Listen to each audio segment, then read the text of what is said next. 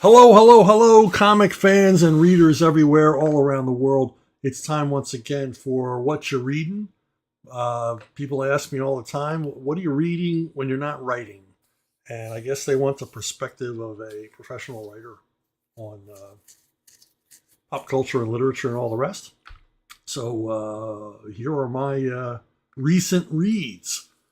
Corto Maltese, The Early Years by Hugo Pratt. This is yet another volume in Euro Comics. Excellent, excellent English translations, translated from the Italian. Um, my buddy Dean Mullaney runs this company, oversees this project, and these are by far the best presentations in English of Hugo Pratt ever. The careful translations trying to make the translated English dialogue more colloquial, more engaging, more accurate to the original Italian without being boring or flat like so many of the other English translations have been in the past. And this Corto Maltese, The Early Years, takes us back to 1905 and the Russo-Japanese War, which was a war fought between Japan and Russia over domination of Korea and Manchuria. And it's a famous war for the fact that the Japanese were the total underdogs and managed a complete and utter victory over the Russians, who had to unconditionally surrender in the face of Japanese aggression. It's the first time that Japan exerts its military muscle overseas. Is very significant. And for me, it's an absolutely fascinating war. I love reading about the Russo-Japanese War. I have a toy soldier fascination with it. And I generally have a fascination with wars of the late 19th century, pre-World War I, 20th century wars. And this, like every other Hugo Pratt story, excellently researched. The strange thing about this is Hugo's not in, or Hugo.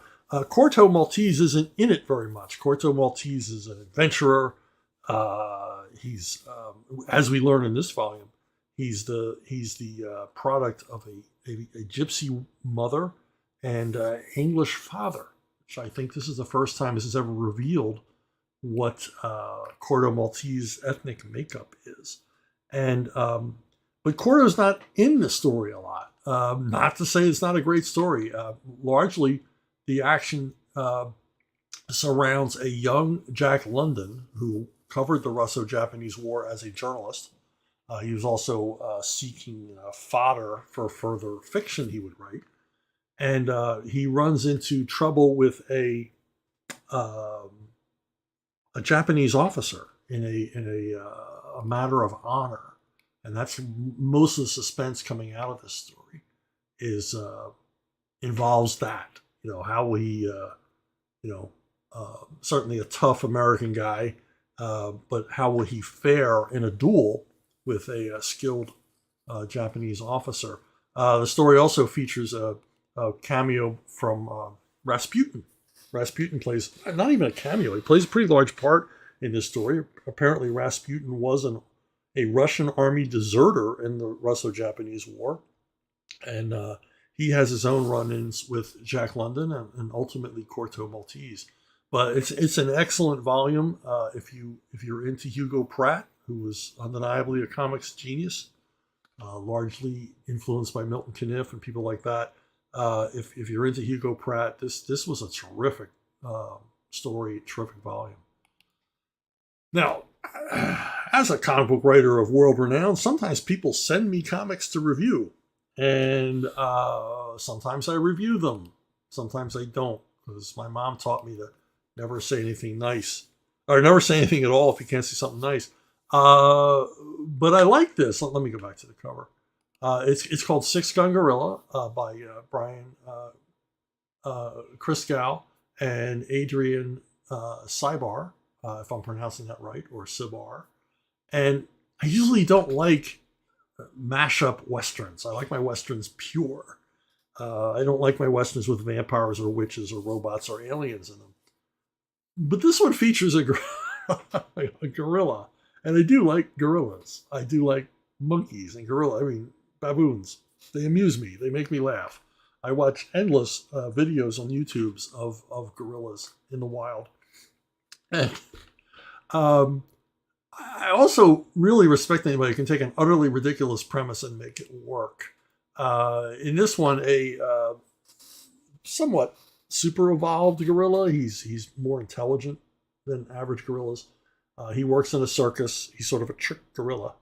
And it's established early on that he's kind of a good-natured soul, but taken out west and ends up in the middle of a revenge western. And his gimmick in the circus is that he can shoot these specially made handguns, which are just huge handguns that he uses in the circus. And for all the crazy premise, which, the writer absolutely makes work, it's a really good Western. There's not a whole lot of anachronisms, but, beyond the fact of the core crazy idea. There's no anachronisms, either in dialogue or characterization or anything else. It's a good, solid, what would normally be a traditional Western, except that it stars a two-gun gorilla. And I really enjoyed it, particularly the dialogue. Brian Christgau creates a patois that remains consistent throughout, and the art is a little more minimalist than I would like in a Western, but it's effective. The storytelling is excellent.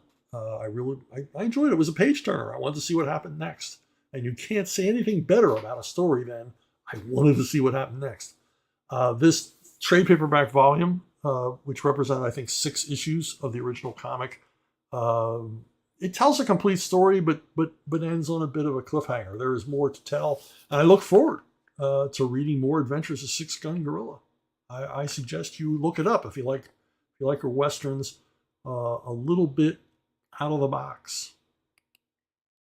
Freddie Lombard. I recently discovered this Chaland, this French artist, and was surprised to discover that there were volumes of some of his work published in a co-publishing effort by Humanoids and DC Comics. I was never aware of these volumes. Otherwise, I would have picked them up because I really like European comics. Chaland is one of the founders of what in France was called the atomic comic style. It sort of takes Tintin, the style of Hergé's Tintin, and updates it a bit. And this style began appearing in the 50s and gained a lot of proponents. Chaland being, I think, the leader of the pack, sort of the front runner of the atomic style, leading to guys like Olivier Schwartz, who is one of my favorite comic book artists in the whole world, who generally works in this atomic comics style. Simplified, well drawn, kind of an animation style. It's just really appealing and can be used for any kind of story.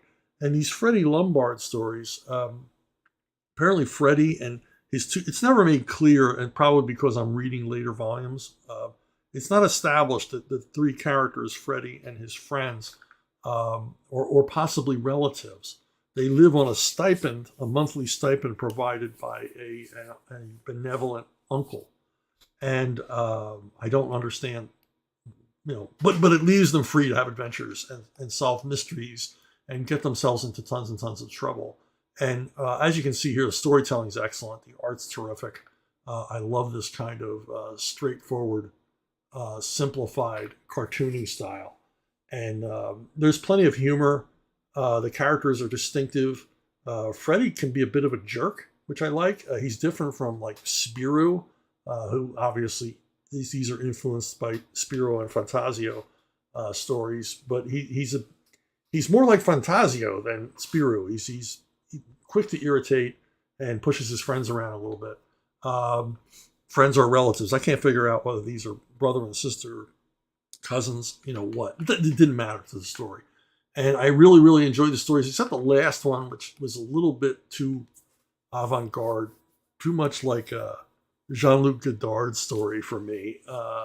It didn't make a whole lot of sense. There was a lot of dream sequences and hallucinations and things like that. But the 3 or 4, there's a lot of albums reprinted here in this one single volume.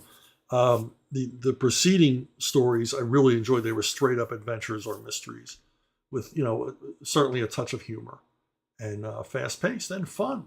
So very, very cool stuff. So that's it for me this week. That's what I've been reading, and hopefully be back next week after I read some more.